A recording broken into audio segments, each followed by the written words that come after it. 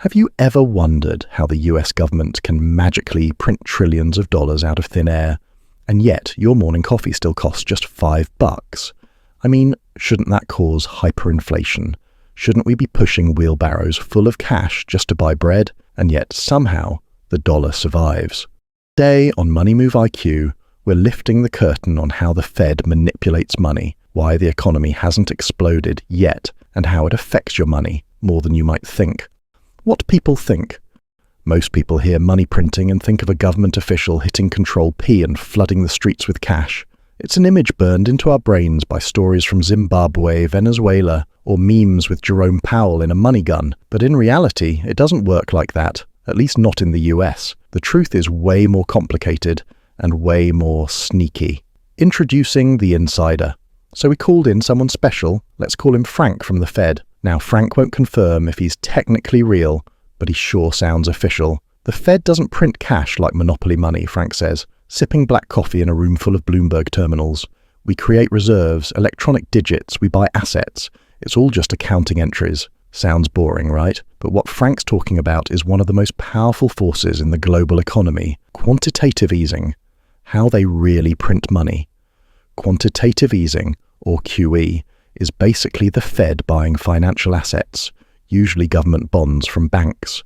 When the Fed buys $1 billion in bonds, it doesn't mail a check, it credits the bank's reserve account. Poof! Money appears in the system, but not in your checking account. This pushes interest rates down and floods banks with cash, hoping they'll lend more. But here's the twist. Banks don't lend all that money. A lot just sits there. Imagine giving someone water in the desert, but they put it in a bucket with no holes. It doesn't flow anywhere. Why that doesn't inflate everything?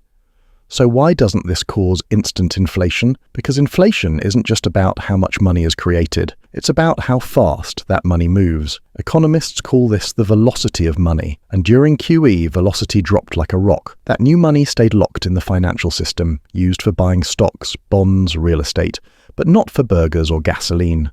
Result? Asset prices went up. Consumer prices? Not so much.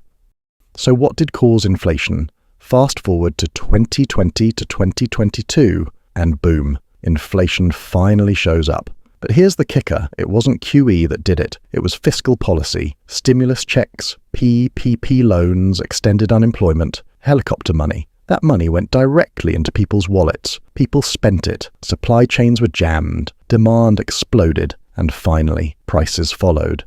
The big takeaway.